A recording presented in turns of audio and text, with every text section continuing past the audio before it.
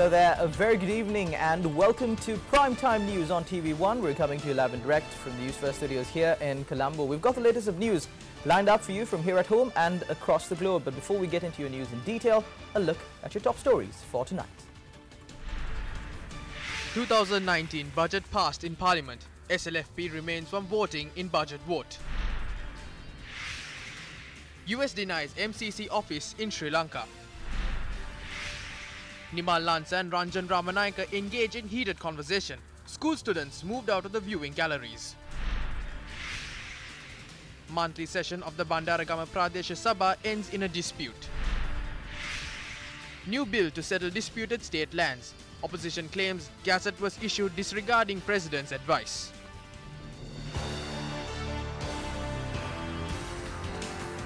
Starting off with your top story this evening, the budget for the financial year 2019 was passed in Parliament today.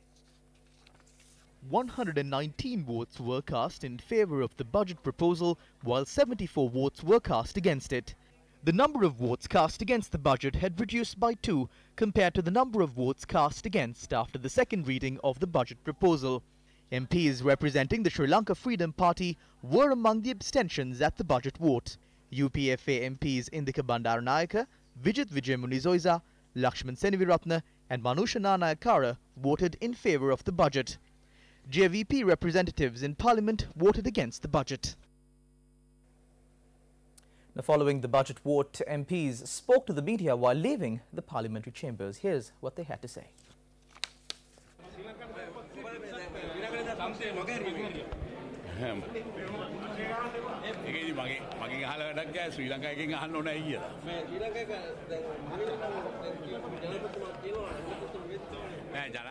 This is not the Prime Minister's government. This is the President's government. So the President should be responsible for all this. And I think this was a decision taken by the President himself.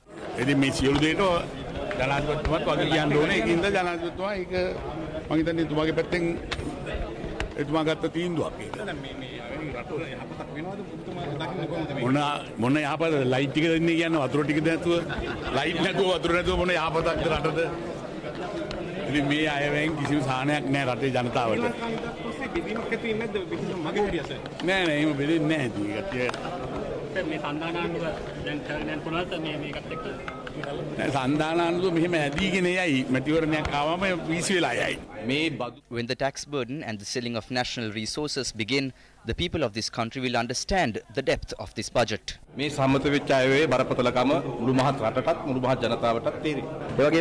the select committee, we produced the issues faced by the general public, farmers and government employees. But finally, we missed out a valuable opportunity to make a huge impact on the government, as several MPs who were ministers during the 51-day government of Mahinda Rajapaksa abstained from voting against the budget. It was proven by action, as all the benefits and bribes the TNA hoped was provided to them as they sided with this government to pass this budget, which oppresses the people of our country. ජනතා විරෝධී අයවැයක් සම්මත කරගන්න ආණ්ඩුවට ලැබුණා. වෙලාවේ අපිට එහෙම පරාද කිරීමේ කිසිම බලාපොරොත්තුවක් අපේ තිබ්බේ නැහැ. මොකද මම විරුද්ධව ඡන්දය දුන්නා. සීම දුර්වලතාවයක් නැහැ අපි හොඳටම ශක්තිමත්. සමගිය නැතිකම. නෑ අපි හොඳටම සමගියි. ඒ නිසා කැමති අය ඇවිල්ලා විරුද්ධව ඡන්දය දුන්නා කැමති අය එන්නේ නැතුව හිටියා. කවුරුවත්ම පක්ෂව ඡන්දය දුන්නේ නැහැ. ඔබතුමාට අමතරව කවුද තව විපක්ෂව ඡන්දය ලබා දුන්නේ? නිදහස් පක්ෂ නියෝජනය කරන This clearly shows the UPFA does not stick to one particular motive, and they proved they are a group who will accept any ministerial position anywhere under any government. We believe even though whatever budget is passed, we cannot go forward with this huge financial crisis.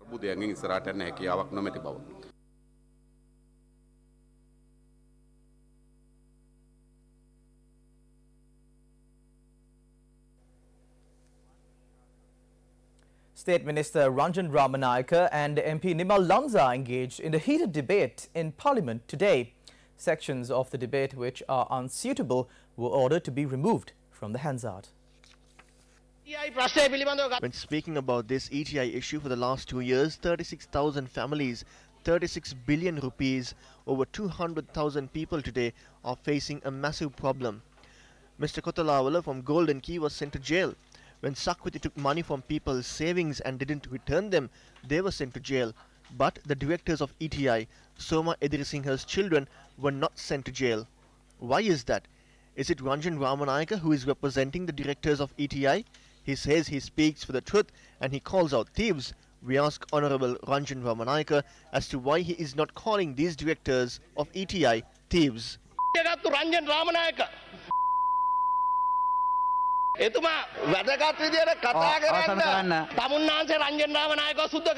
You don't try to whitewash Ranjan Ramanayake. This is Soma Edirisinghe's final will. What does it say? All the movies that Ranjan Ramanayake acted in. One shot, Rosa Vasante, Ranjan Ramanayake maat. Etuma eka කියලා තිබ්බා පත්තරේ. මේ නෝ මිනිහා කුණුවරප කියන්න එපා. නෑ නෑ මං කුණුවරප කියන්නේ. ඔබ වෙලාවේ ප්‍රශ්නවලට മന്ത്രിතුමනි. මේක මේ ජනතාවට මේක අහන් ඉන්න. මූ තමා කොළඹ මූ තමා STF එකේ වට කරපු වෙලේ. එන්නන්නේ. පොයින්ට් ඔෆ් ඕඩර් එක නෙවෙයි. ගරු නිමල්ලන් සමන්තුමා. Haven't they defrauded people of the country? Shouldn't they be cursed for this? You must be completely held responsible for ETI. The films are mentioned here. Listen to this, Ranjan Ramanayake. Honorable Ranjan Ramanayake. Honorable Lansa මාත්‍යෝ මේ අහන්න කලබල වෙන්න එපා. රංජන් රාමනායක ඔබට මොකද බං? විනයගරුකව වචන ඕමාරු කරගන්න. මේ විවාදයේ යන මට්ටමනු මම ඔබතුමාට යෝජනා කරනවා ගැලරියෙන් දරුවන් අයින් කරන්න කියලා. ලක්ෂ දෙකක් ජනතාවගේ සල්ලි පොළු තිබ්බ එල්ලලා වරන්න ඕනේ මුංග. මෙතන මේ පාසල් ශිෂ්‍ය ශිෂ්‍යාවන් ඇවිල්ලා ඉන්නවා. මෙතන මේ වචන පාවිච්චි කරද්දී මොකක් හරි ක්‍රමවේදයකට පාවිච්චි කරන මේ නිමල්ලන් සමන්තුමා අද විශේෂයට අදාළව ඔබතුමාගේ විවාදේ කරගෙන යමු. බොහොම ස්තුතියි. ඔබතුමා කතා කරන්න. රංජට මං ගරු කරන්නේ මේ ඔබතුමා කතා කරන්න. සමන්තුමා පොලේ වැඩ කළේ මේ ළමයි ඉන්න උඩ තමුන්නාන්සගේ තිත්ත වැල්ලලා රංජන් රාමනායක ගරු මන්තුමා විනාඩි දෙකක් ඔබතුමාට තියෙනවා. ඔබතුමාට විනාඩි දෙකක් තියෙනවා. මේ ETI එක ඉරේ යන්නේ නැහැ නේ අයියේ. රටේ නීතිය දෙකක්ද? රටේ නීතිය එක වෙන්න ඕනේ. ඒ නිසා මම රංජන් රාමනායක මහත්තයාට කියනවා මේ තමුන්නාන්සලාගේ ආණ්ඩුව අපේ වැරදි තියෙනවා නම් අපේ වැරදි වලට දඬුවම් කරනවා. අපේ ආණ්ඩුව නෙමෙයි. නම විකුණපු, නම මාරු කරපු, තමන්ගේ ආගම මාරු කරපු, තමන්ගේ කොණ්ඩේ රූපේ මාරු කරපු ඉවල ගලවන්න තමුන්නාන්සලා කොණ්ඩේ ගලවන්න කියන්නේ. කොණ්ඩේ ගලවන්න කියන්නේ. හිටපු ජනාධිපතිතුමා මෙතන ඉද්දිම I am happy that I can make this address while the former president is in the chambers. When the narcotics bureau surrounded his house in Negombo, the former president, our honorable former president, who rendered a great service during the time of the war, went to Negombo on board a helicopter. He did not go there because Nimal Lanza came of age, or was there a party at his house? We do not know. He went and saved him, and the whole country saw it live. ඒක මුළු ලංකාවම live දැක්කා. පුංචි රෝමේ අද කුඩු පොරයක් බවට පත් වෙලා තියෙනවා. එතකොට බීච් එකේ දියුපු කොල්ලෙක් අද මාලිගාවනි reception hall 6ක් ගහලා තිනවා මීගමේ. A boy who ran on the beach with his boxers now has built 6 reception halls that look like castles in Negombo. මෙතන කොණ්ඩ හිටපු අය මන් දන්න විදිහට 20ක් විතර ඉන්නවා. There are about 20 people who have synthetic hair here in Parliament. There are people with artificial eyes, prosthetic legs, people with stents, and people with kidney transplants. There are people with artificial teeth, and there are old people who have colored their hair. These sorts of people are here. There are some people who take injections and take some things called Viagra. සමහර දේවල් උද්දීපන වෙන්න එක එක injection ගන්නවා ප්‍රතිත් බොනවා වියාග්‍රා කියලා. මේ ඡන්දයි දේශපාලනේ කටලව ගන්න එපා. මම කියන්නේ මියගිය කාන්තාවකට අපහාස කරන්න එපා. මම අම්මා පල්ල ජේසු පල්ල බුදුන් පල්ල කියලා කියනවා. Don't mix up votes and politics. All I am saying is don't insult a deceased woman. I swear on my mother, God and Lord Buddha that I have not taken money from drug dealers. I did not take money from the ETI. I haven't amassed property like that. I have not taken any sand permits or airport market spaces. I am still living the life of a poor man at the Madhivilla parliamentarian's house. I challenged Nimal Lanza to swear on God that you did not bring drugs into the country. දුප්පතෙක් විදිහට මාධ්‍යවල മന്ത്രിනෝ ආසේ ඉන්නේ. මම කියනවා නිමල් ලංස මහත්තයාට පුළුවන් නම් කියන්න ජේසු පල්ල උඹ කුඩු ගෙන්න ආවේ නැහැ කියලා. ජේසු පල්ල කෙටියෙන් ඉදිරිපත් කරන්න. කෙටි ඉදිරිපත්. කුඩු ව්‍යාපාර කරලා නැහැ. එක පළවෙනි එක කියන්න ඕනේ රංජන් රාමනායක මහත්තයාට. ඒ නිසා එතුමාට කියන්න ඕනේ තමුන්නාන්සලගේ ආණ්ඩුව තියෙන්නේ. අපි විපක්ෂයේ ඉන්නේ. මෙතුමා කිව්වා මහින්ද රාජපක්ෂ ජනාධිපතිතුමා මගේ ගෙදරට ඒ ස්ටීෆ් එකෙන් ආපු දවස් ආවා කියලා. හරි. කෙටියෙන් අවසන් කරන්න. මම අභියෝගයක් කරනවා රංජන් රාමනායක මහත්තයාට. අවසන් කරන්න. රංජන් රාමනායක ඇමතුමා කතා කරන්න. මම කවුරුත් නැති තැන චෝදනා කළේ නෑ. මම ගරු හිටපු ජනාධිපතිතුමා මෙතන ඉද්දිමයි කිව්වේ අනේ මහත්තයෝ ඔබතුමා ගියා නේද කියලා. උත්තර දෙන්න බැලුවා හිමීට මාරු වුණා. මට නායක ඇමතුමා Now, a group of children who visited the parliamentary complex this evening were later evacuated due to the inappropriate nature of the debate between parliamentarian Nimal Lanza and State Minister Ranjan Ramanayaka. Following a request made by the council, the parliamentary staff took steps to remove the children from the gallery.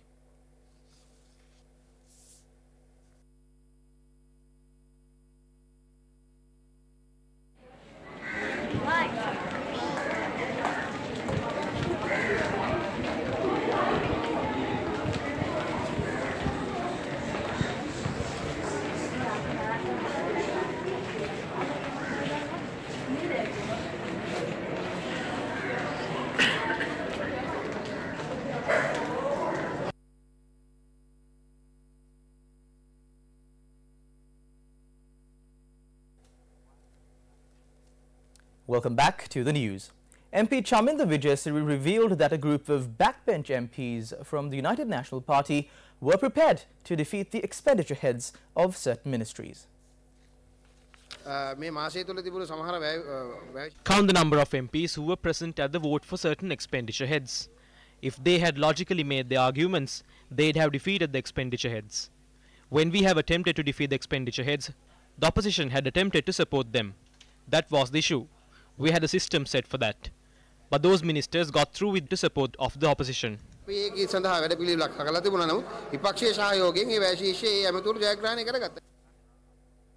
Still in local news, councillors of the Bandaragama Pradeshia Sabha traded fists over the rejection of a proposal by the chairman of the council today.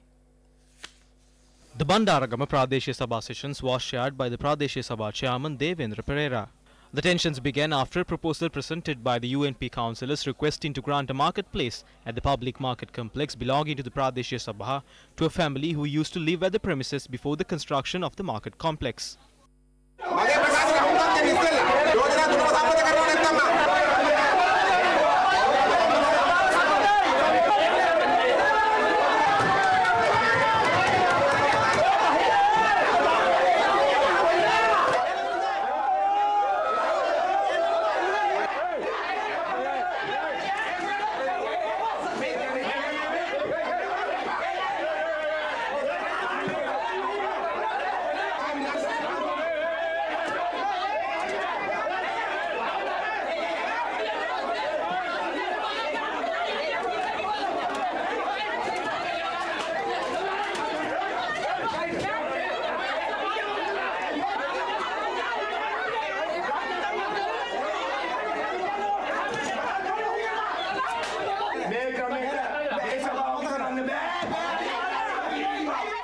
A councillor representing the Sri Lanka Podujana Peramuna was seen speaking in this manner to members of the family in question after the council sessions.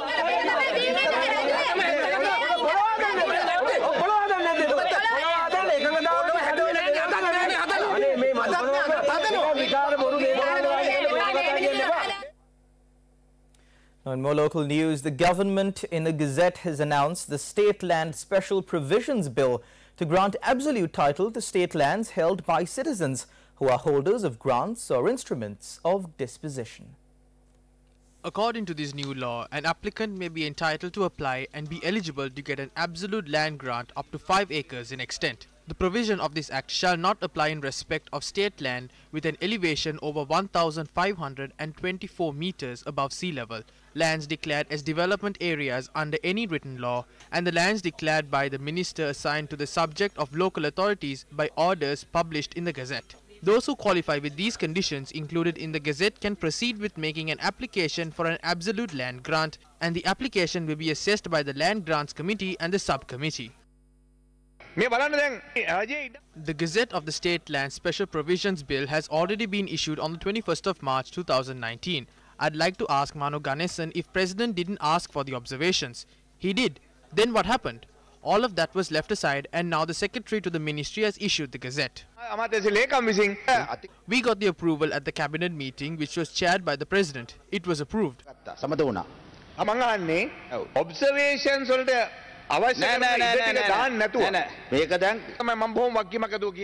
I am saying this with responsibility. These observations were supposed to be produced to the legal draftsman. The Gazette is now sent to the committee. They have got it approved in the committee together with their friends and associates. What happens in this? It says the ownership of the land must be given to the citizen of this country. It is good. It looks good. But what is the hidden intention here? You know, MP, what will happen next? People start selling them. So when the government gives land permission to the people, they sell it. So there is room for theft and corruption.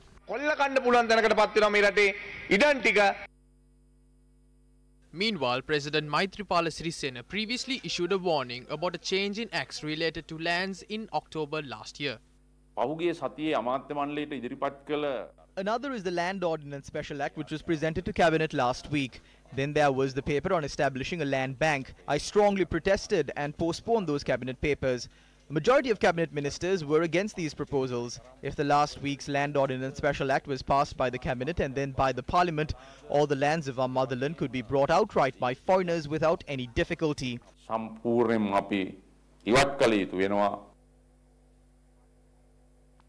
Now, adding concerns to the growing controversy surrounding the Hambantota oil refinery project, Deputy Minister Nalin Bandara revealed details of yet another oil refinery with similar characteristics. According to the Deputy Minister, the project is a flagship mega project. Attending a media briefing held at the Government News Department, Deputy Minister of Development Strategies and International Trade, Nalin Bandara revealed details regarding this investment. This is another oil refinery project with an investment of $14 billion. This will have a capacity of producing 420,000 barrels a day. It's a Singaporean company. They held talks with us yesterday as well. If we are willing to release the lands, they are prepared to start construction on this second oil refinery. Those who are spiteful and envious of these projects are only ideologically bankrupt politicians. We will reply to them through action. I would like to remind you that the Daily Mirror reports that the oil refinery in question is to be constructed by a Singapore-based company named Suji Energy International. This is a mega project with a value of $14 billion. The Daily Mirror further says that $24 billion will be invested for the second phase of this project. Questions have been raised as to the capability of the investor, who is apparently spearheading a major investment of $14 billion with a further $24 billion to follow. Questions continue to be raised as to the investor's track record to undertake projects of this financial magnitude and the technical expertise necessary to implement this project, which may have far-reaching consequences for Sri Lanka's energy security. The parent company of Suji International is PT Sugi Energy, linked to Indonesia. PT Sugi Energy is owned by a Singapore-based company named Silver Forest. What is astounding is Suji Energy International is directly connected to Mossack Fonseca, the Panamanian law firm at the center of the Panama Papers scandal. Suji Energy International was registered in British Virgin Islands back in 2010, which is another place popular for facilitating money laundering and acting as a tax haven. What is even more surprising is the investor coming in for the Hambantota Project 1, named Silver Park International Pte Limited, while the latest investor's company is named Silver Forest. There appears to be a remarkable coincidence in the choice of name. Is Deputy Minister Nalin Bandara making these claims without proper knowledge of the underlying issue? When the Hambantota oil refinery project was inaugurated, Transparency International Sri Lanka believed the project may have a negative impact on Sri Lanka in terms of its vulnerability to money laundering and terrorism financing. In the meantime, it should be noted that Sri Lanka is a signatory to the UN Charter on Corruption.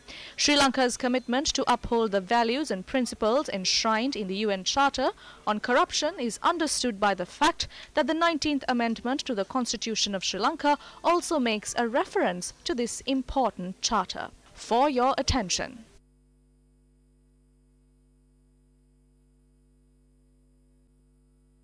Meanwhile, let's take a look at the growth of per capita GDP of Sri Lanka and South Korea. In 1960, both Sri Lanka's and South Korea's per capita GDP stood 142.2 and 152.2 US dollars respectively. On the other hand, South Korea's per capita GDP had increased by approximately 600%, and in less than a decade they had reached 6,516 US dollars. By 2000, South Korea's per capita GDP had almost doubled to 11,947 US dollars, while Sri Lanka still lagged behind at 870 US dollars. By 2017, Sri Lanka's per capita GDP stood at 4,065.2 US dollars, which was only 1/7 of South Korea's per capita GDP of 29,742 US dollars. Since the 1960s, South Korea's per capita GDP has increased by 187%, while Sri Lanka's per capita GDP has increased by only 27.46%. While South Korea has made significant strides in the socio-economic march, resulting in a system that is determined to uphold the rule of law and fight corruption, jailing in its process 4 heads of state, Sri Lanka struggles with endemic corruption and a faltering legal system. Today, this is where Sri Lanka stands. What made the difference? News First posed the following questions to the US Embassy in Sri Lanka regarding reports of an office of the controversial Millennium Challenge Cooperation being set up at Temple Trees. The US Embassy in Sri Lanka in an email says the Millennium Challenge Corporation is a US government entity and does not have an office in Sri Lanka, although there is a coordinator housed at the embassy. On the 18th of March, MP Vimal Weerawansa claimed that an office of the MCC, a US government agency, had an office based within the Sri Lanka Prime Minister's office.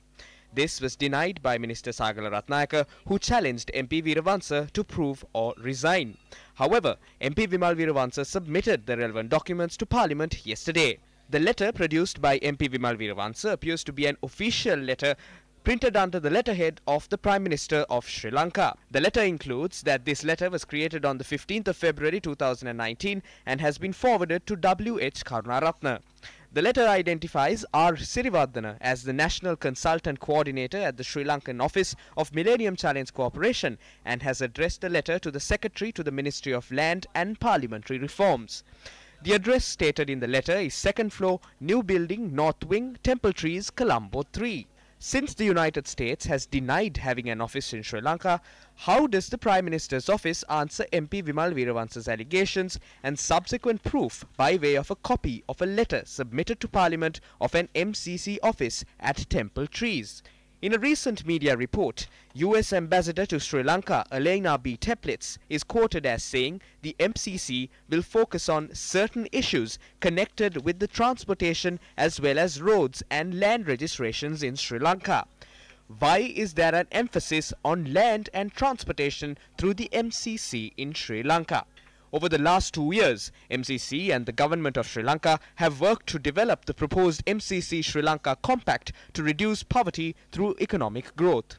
Transport and land issues were identified as priorities by the government of Sri Lanka and MCC based on an economic analysis conducted in 2016. The website of the Millennium Challenge Corporation shows that these decisions were made by a committee comprising Charitaratwatta, Mangalayapa and Indrajit Kumaraswamy.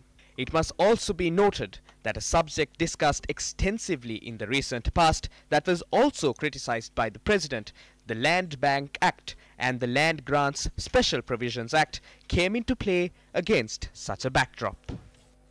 Governor of the Western Province, Azad Sai, said that he will conduct an inspection on the change of the name of the Madhivila Rahula College to Isura College and present a report to the President. The college, which was formerly named after Shadbasha Parameshwara Totagamuwe Sri Rahula Thera, was renamed as Isuru College on the 1st of April. The name was changed in line with the opening ceremony of the newly built classroom complex, which was funded by the Western Provincial Council.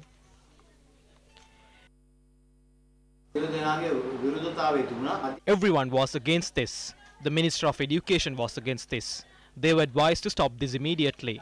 The engineers was informed that the President requested to do this. I immediately contacted the President on this matter. He said he was not informed and no approval was given. Now the Mahanayakateros are questioning. The MPs are requesting to immediately stop this. We will gather all information and present them to the President. And on his instruction, we will decide what should be done. If anyone wants to name a school building after their mothers, fathers or grandmothers, they better build the building on their own property. We won't be against that. But personifying these buildings which are built from the taxpayers' money is simply morally unethical. Now,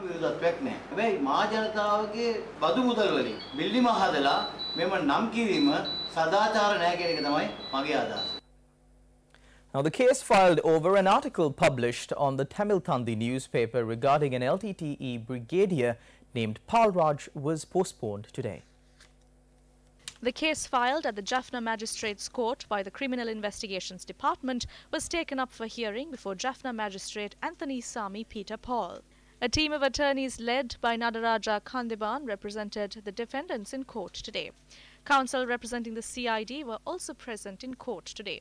The author of the article in question also appeared in court. The CID requested the defendants to reveal the sources on which the article was based on. Attorney at law Nadarajan Kandiban questioned in court today as to what the exact offence under the Prevention of Terrorism Act was committed by the publication of the article by the Tamil Tandi newspaper. He added, as per the principles on the freedom of media, the defendants cannot reveal their sources to a third party. Minister Arjun Ranatunga expressed these views on the sport of cricket during the budget debate today. Only horse racing was open for betting, but now on Sumati Pala's paper, even cricket is open for betting. As a country, if we want to preserve the standards of cricket, we should avoid this. Horse racing is irrelevant for me. The elder brother adds betting for cricket on the paper. The younger brother is the chairman of the Cricket Council. In 2016 and 2017, there were cricket matches with Bangladesh and Zimbabwe. We had a 70% chance of winning, leaving a 30% chance of losing. But most of the time, we lost these matches. I won't blame the players, but certain things have caused this situation. A proper investigation should be conducted on this matter. That's what I even told before. The International Cricket Council should pay more attention on these issues. Sumati Pala admitted that his brother is involved in the betting business. He said his father was involved in them, and according to the Sports Act, directly or indirectly, such people cannot be involved in the sport. At present, Mohan De Silva is the secretary of 2 committees at the newly appointed Cricket Council. Sumati Pala is the chairman of 2 committees.